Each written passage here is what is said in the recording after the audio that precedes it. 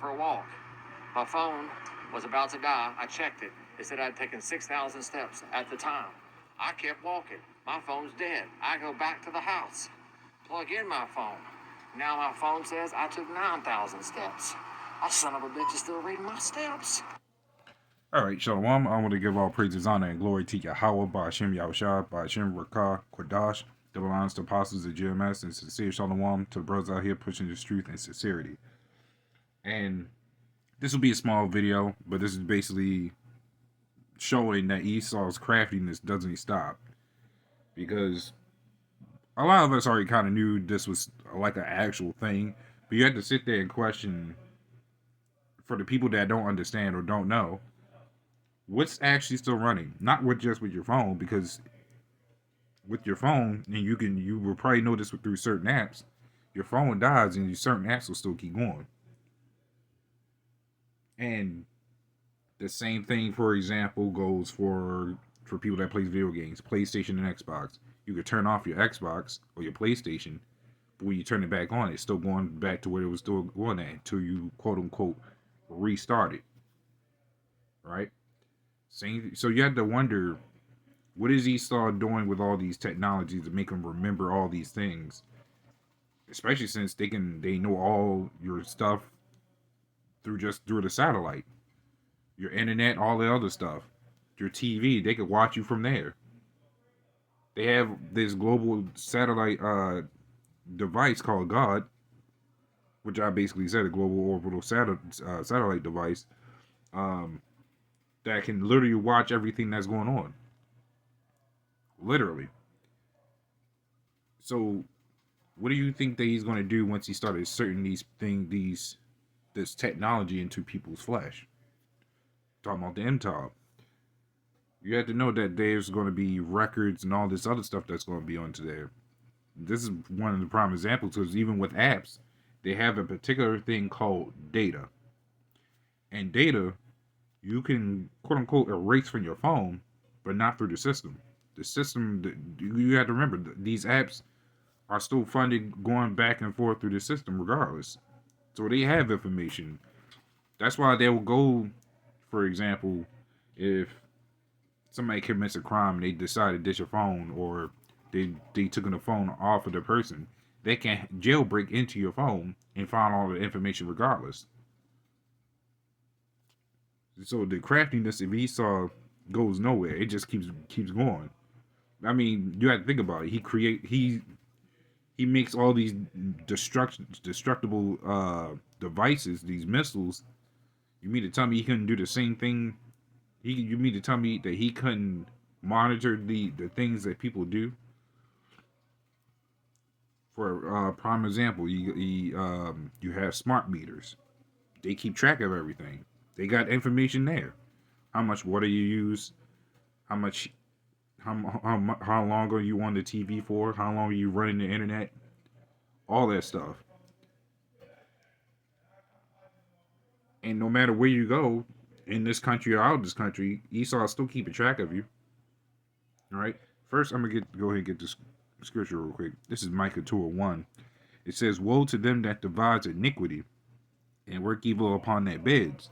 When the morning is light, they practice it, because it is in the power of their hand."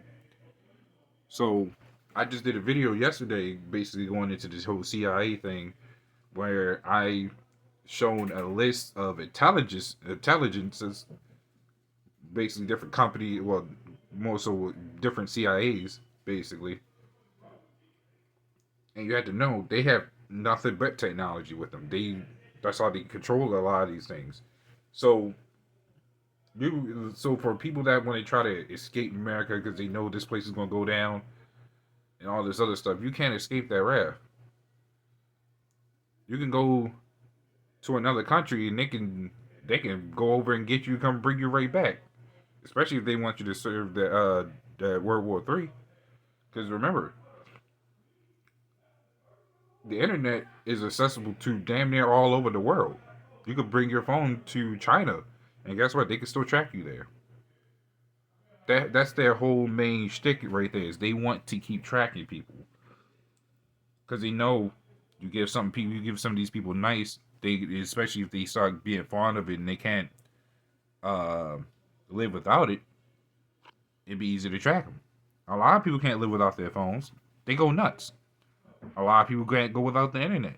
They go nuts. TV and all that other stuff. You used to drive in a car. Guess what? Try to go back on the bus. You could do it, but you'll miss your car.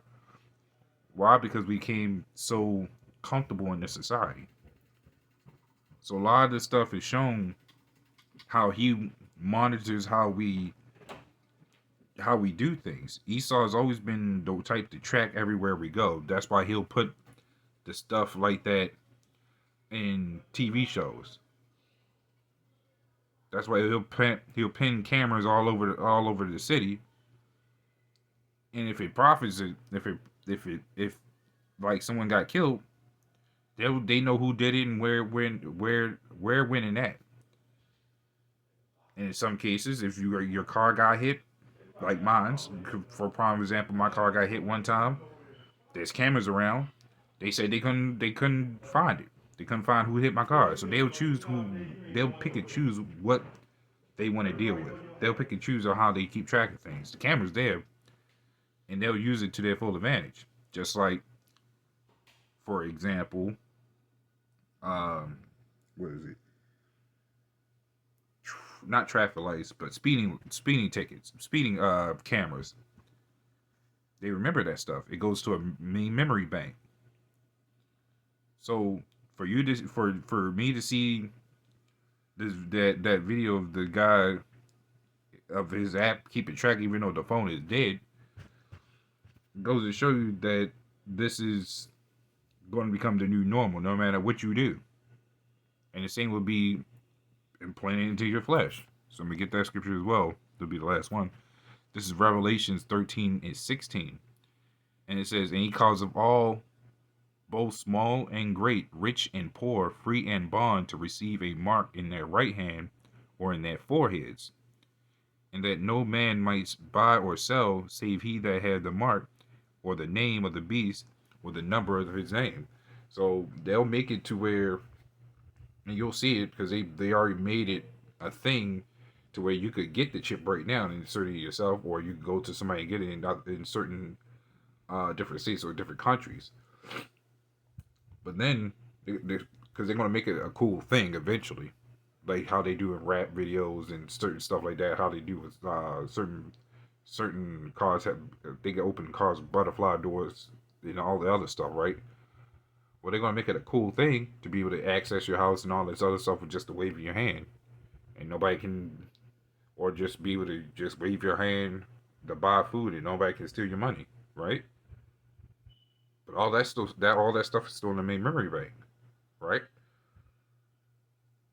But the thing is, once he makes it mandatory, as you see in verse 17, it says, and that no man may buy or sell, which really goes back to redeem. But that's very literal at that point, because you ain't going to be able to buy anything. Because that's the main thing about our people. We're consumers. We buy everything at this point.